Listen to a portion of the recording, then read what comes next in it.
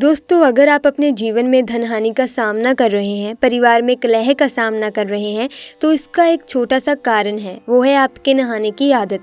दोस्तों, इसी बारे में हम आपको आज बताएंगे कि नहाने के तुरंत बाद व्यक्ति को भूलकर भी इन कामों को नहीं करना चाहिए, अन्यथा उनके घर में कंगाली, बर्बादी देखने को मिलती है। और दोस्तों, चाहे कुछ भी हो जाए, भूलकर भी ऐसे स्नान कभी मत करना, नहीं तो आपका परिवार बर्बाद हो जाएगा। दोस्तों, इसका सीधा-सीधा कारण होते हैं हम स्वयं कुछ ऐसी गलतियां करते हैं जिनकी वजह से हमें परेशानियां देखने को मिलती हैं। दोस्तों, नहाना इंसान के लिए बहुत ही ज़्यादा ज़रूरी होता है और हिंदू धर्म में जो व्यक्ति हर रोज़ स्नान करता है तो ऐसे व्यक्ति को पुण्य का बहुत बड़ा भोगी माना जाता है। नहाना व्यक्ति के लिए बहुत ही ज़रूरी होता है। दोस्तों, व्यक्ति नहाने के लिए बाथरूम में पानी की बाल्टी भरता है और उसी से वह व्यक्ति स्नान करता है। ये तो बहुत अच्छी बात है, लेकिन कई लोग क्या करते हैं कि नहाने के बाद बाल्टी और जो नहाने की सामग्री है उसको ऐसे ही छोड़ देते हैं। दोस्तों, बाल्टी में आधा जल भरकर ऐसे ही रख देते हैं। ये बहुत बुरी आदत है। नहाने के बाद बाल्टी को सीधा नहीं रखना चाहिए, उसे तुरंत उल्टा करके रखें। ऐसा माना जाता है कि नहाने के बाद जो पानी छोड़ दिया जाता है उसमें अगर घर का कोई दूसरा व्यक्ति, घर का कोई भी दूसरा सदस्य अगर स्नान कर लेता है तो उससे उसकी उम्र घटती है और साथ ही साथ नकारात्मक प्रभाव पड़ते हैं। दोस्तों, हर व्यक्ति अपनी किस्मत का धनी होता है। हर व्यक्ति के पास अपनी एक सकारात्मकता होती है, अपनी एक नकारात्मकता होती है, जिसके अनुरूप अगर आपका समय बुरा चल रहा है और अगर आप ऐसा कार्य करते हैं तो आपके परिवार के लोगों को भी उतना ही देखना पड़ता है जितना आपको देखना पड़ता है। तो नहाने के तुरंत बाद आपको कभी भी अपनी बाल्टी में जल भरकर नहीं रखना चाहिए। दोस्तों, इससे कई नुकसान हैं। एक तो पानी की बर्बादी होती है, साथ ही साथ परिवार में कष्ट बढ़ते हैं। तो ऐसे भूल कर भी ये कार्य मत करें और अगर संभव हो तो आपको नहाने के लिए शावर का यूज़ करना चाहिए। इससे धरती का जल भी बचता है और साथ ही साथ आपके कार्य में पानी भी कम लगता है। दोस्तों, अगर आप ऐसा भी नहीं करते हैं तो कोई बात नहीं, पर आपको भूल कर भी नहाने का पानी नहीं छोड़ना चाहिए ताकि इसमें आपको बर्बादी का सामना ना करना पड़े। दोस्तों, एक बात और है, कई लोग क्या करते हैं कि नहाने के बाद विशेष तौर पर पुरुष अपने जो भीतर पहनने वाले कपड़े होते हैं, बनियान और अंडरवियर, कभी भी ऐसे कपड़े महिलाओं से नहीं धुलवाने चाहिए। दोस्तों, ऐसे कपड़े जब कोई धोती है स्त्री तो पूरे परिवार को पाप लग जाता है। दोस्तों, इन वस्तुओं को अंतवस्त्र कहा जाता है। इन्हें व्यक्ति को स्वयं ही धोना चाहिए, इसे बाथरूम में ऐसे ही छोड़कर नहीं रखना चाहिए और विशेष तौर से इन्हें रात्रि के समय तो गीला करके भूल कर भी ना छोड़ें। इससे घर में नकारात्मकता आती है और व्यक्ति विशेष के अंदर आकर अपना प्रवेश कर जाती है, तो दोस्तों उसके जीवन में बहुत बड़े कष्ट देखने को मिलते हैं। इसीलिए स्त्री और पुरुष को अपने अंतर्वस्त्र खुद ही धोने चाहिए। इसे गलती से भी किसी दूसरे व्यक्ति से ना धुलवाएं और इस बात का विशेष ध्यान रखना चाहिए। दोस्तों, कई लोग क्या करते हैं कि नहा कर आने के तुरंत बाद व्यक्ति अपने पैरों को धोते हैं और आपको भूलकर भी ऐसा नहीं करना चाहिए। नहाने के बाद मन पवित्र हो जाता है और आपको प्रभु भक्ति में मन लगाना चाहिए। दोस्तों, आप अपने पैरों को धोकर वापस शुद्धता का कार्य करते हैं। पैर धोकर आप सोचते हैं मन ही मन कि आप शुद्ध हो गए, लेकिन हिंदू धर्म में ऐसा वर्जित माना जाता है। दोस्तों, हिंदू धर्म में पैरों से सर की तरफ स्नान किया जाता है। दोस्तों, व्यक्ति को नहाते समय भूलकर भी मौन रहकर नहीं नहाना चाहिए। हिंदू धर्म में ऐसी मान्यता है कि नहाते समय मंत्रों का उच्चारण किया जाता है, हरि भजन का उच्चारण किया जाता है या मन ही मन कोई गाना गुनगुनाते हैं। लेकिन जब आप नहा रहे होते हैं तो मौन रहकर नहीं नहाना चाहिए, क्योंकि इसे गलत माना गया है। दोस्तों, विशेष तौर से सुहागिन महिलाओं को तुरंत नहाकर आने के बाद सिंदूर नहीं लगाना चाहिए। ऐसा माना जाता है कि अगर कोई महिला ऐसा करती है तो उससे उसके पति की आयु कम हो जाती है।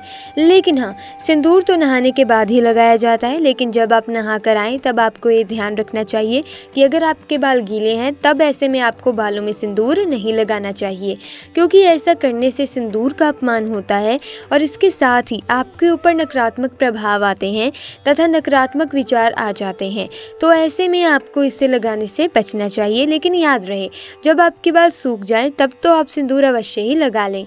दोस्तों, इसी तरह नहाने के बाद आपको कभी भी नुकीली चीज़ जैसे कि नेल कटर का इस्तेमाल या फिर शेविंग हो, ये चीज़ें आपको नहीं करनी चाहिए, क्योंकि ये चीज़ें नहाने के पहले की जाती हैं, बाद में नहीं। अगर नहाने के बाद आप ये चीज़ें करते हैं तो नहाने का पुण्य आपको प्राप्त नहीं हो पाता। दोस्तों, कई लोग क्या करते हैं कि नहाने के तुरंत बाद अग्नि को स्पर्श कर लेते हैं। नहाने के तुरंत बाद भूखे पेट कभी भी अग्नि को स्पर्श नहीं किया जाता। अग्नि को भोग लगाने के बाद ही अग्नि को स्पर्श किया जाता है।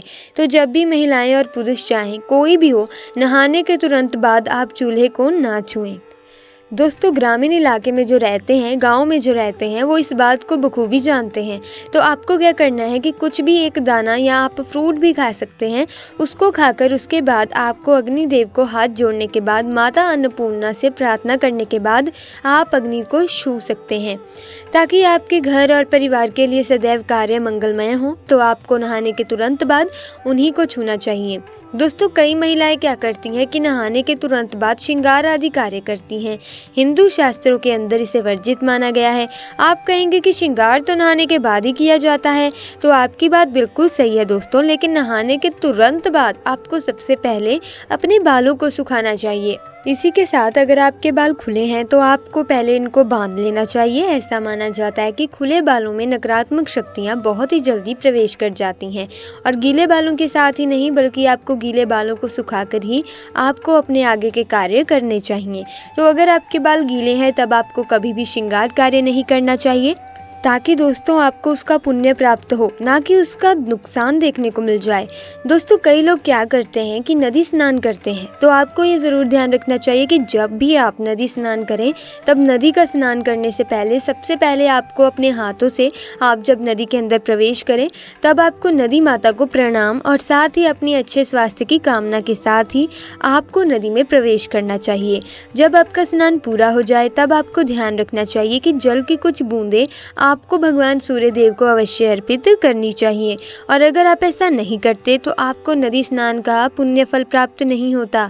शास्त्रों के अनुसार ऐसा माना जाता है कि अगर आप नदी में स्नान करने जा रहे हैं तो सबसे पहले आपको नदी माता को प्रणाम करना चाहिए। दोस्तों, इसी तरह एक साथ अनेक व्यक्ति का स्नान करना वर्जित माना गया है। जी हाँ, आपने बिल्कुल सही सुना।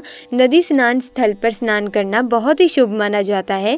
इससे आपको सौभाग्य की प्राप्ति होती है। लेकिन अगर आप अपने घर में स्नान करते हैं और ऐसे में अगर आप 2 व्यक्ति हैं और आपको जल्दी स्नान करना है, तो ऐसे में एक साथ 2 व्यक्ति को स्नान नहीं करना चाहिए, और विशेष तौर से महिलाओं को इसका ध्यान रखना चाहिए। ऐसा माना जाता है कि इससे उनके स्वास्थ्य पर इसका बुरा असर पड़ता है, और साथ ही साथ ऐसा भी देखा जाता है कि उनके जीवन में कई तरह के नकारात्मक प्रभाव देखने को मिलते हैं। इसी तरह नहाते समय व्यक्ति को अपना कभी भी दक्षिण दिशा की तरफ मुंह करके नहीं नहाना चाहिए। दक्षिण की तरफ मुंह करके कोई भी व्यक्ति स्नान करता है तो वे ध्यान रखें, ये दिशा पितरों की दिशा मानी जाती है। दोस्तों, एक बात और, एक बार अगर आप ऐसा करते हैं तो कोई बात नहीं होती, लेकिन अगर बार बार आप ऐसी गलतियां करते हैं, लगातार ऐसा करते रहते हैं, तो आपके ऊपर पितृदोष हावी हो जाते हैं, तो आपको इससे बचना चाहिए। दोस्तों, इसी तरह माना जाता है कि सूर्यास्त के बाद कभी भी इंसान को स्नान नहीं करना चाहिए। विशेष तौर पर जब सूर्यास्त हो रहा हो उसके बाद आप गर्मी की थकान में रहते हैं, जो कि अच्छी आदत है, लेकिन आपको सूर्यास्त के समय, जिसे गोधली बेला कहा जाता है, उस समय विशेष तौर से आपको स्नान करने से बचना है, अन्यथा आपको कई प्रकार की हानि का सामना करना पड़ सकता है। दोस्तों, इसी तरह से जो छोटे बच्चे होते हैं, छोटे बच्चों को नहाने के तुरंत बाद आपको काला टीका अवश्य लगाना होता है, आप कभी ना भूलें। ऐसा माना जाता है कि छोटे बच्चे देवात्मा होते हैं, उनके ऊपर उनके विकार नहीं होते, जिसकी वजह से नकारात्मक शक्तियाँ उन पर जल्दी हावी हो जाती हैं तथा उनको नज़र लग जाती है। तो ऐसे में भूल कर भी किसी माता पिता को अपने बच्चे को नहाने के बाद साबुत नहीं छोड़ना चाहिए। काला टीका या काला धागा गले में ज़रूर होना चाहिए। ऐसा करने से बच्चे बुरी शक्तियों से दूर रहते हैं और उन्हें नज़र भी नहीं लगती, बीमारियों से भी बचे रहते हैं। तो दोस्तों, अगर जानकारी पसंद आई तो वीडियो को लाइक कीजिए, चैनल को सब्सक्राइब कीजिए। आपका बहुत बहुत धन्यवाद।